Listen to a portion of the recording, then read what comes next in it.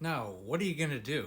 And I mean, what are you going to do if you have an alcohol use disorder in your family and you have come to the conclusion that it's time for an intervention to get them into a rehabilitation facility? So, what are you going to do? Now, the first thing you want to understand is it's always best if it comes from the person and they agree to it ahead of time. But if you have a situation where you at least want to try, and you're ready to circle the wagons, well, you need to get everybody in that person's life, family, friends, people who will actually have some leverage on that person. And it's important to go over certain steps. First thing you really need to do is to explain your concerns, and it should start with the most effective person, maybe the spouse, maybe the kids, whoever has the most leverage on that person, who will have the most emotional result for that person who you're trying to get into a rehab facility. And you should really go over their concerns. Independently, you should say, we're concerned about your health. These particular things have gone on, and it's because of your drinking. We are very concerned that it's going to continue and get worse. Now, if you don't change, and this is where you need to set up boundaries. So let's continue this conversation. And really, the boundary from family members should sound like this. Either you need to go to a detox rehab today, and we have that set up ahead of time, or the nature of our relationship is going to change. We're no longer going to support you financially or emotionally, and I'm going to have to distance myself. You're not going to be welcome at my house anymore, to be honest with you, until you get this thing nipped in the bud, until you approach it with 100% of your own energy. Okay, you have to realize that you have an issue and you need to and you need to do something about it. If you're not willing to do anything about it, and if you think you're just going to sit there and deny that you have a problem, well, everybody in this room doesn't agree with that particular assessment, and it's time to take action.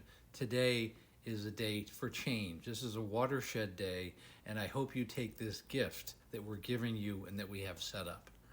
Now, it doesn't always have to be a full-blown, intervention. I mean, like with my wife, for example, she went to 7 rehabs, and every one of them was just a conversation between the two of us. And unfortunately, like many people, she went to her first intervention after she got her first DUI. And unfortunately, a lot of people take action. It's way too late, and certainly that was her problem, is that she probably should have gone to a rehab 10 years before. Excuse me, but I didn't know enough about it. I didn't realize that there was such a thing, and I don't think she did either. And certainly, I'm sure she dealt with her own denial. And then there's the fact that once they do agree.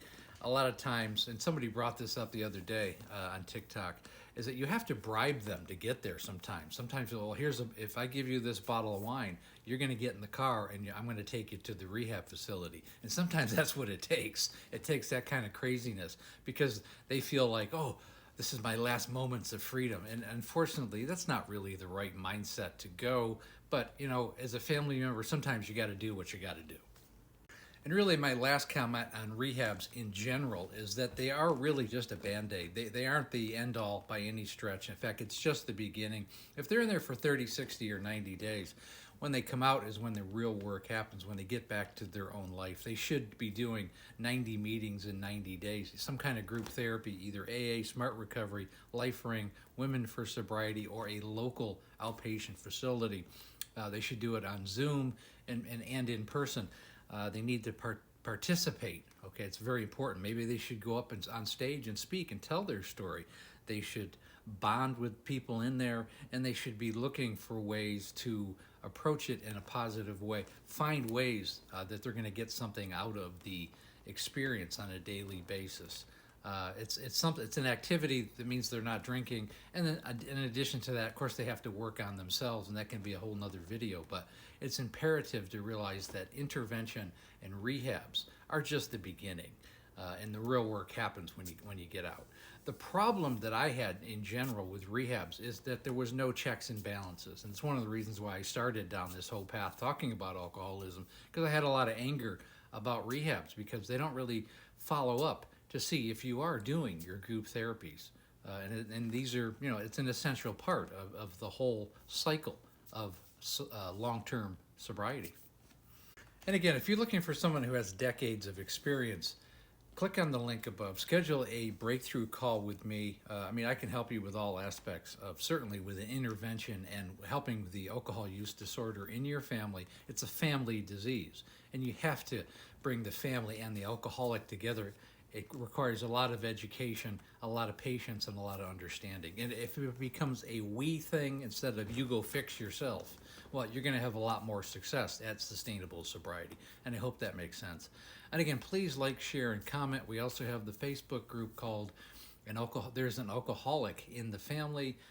It's the second one. We're growing that one. And I also go live every day at 6 o'clock Pacific Standard Time, 9 o'clock Eastern Standard Time, Monday through Friday. And again, thanks for listening.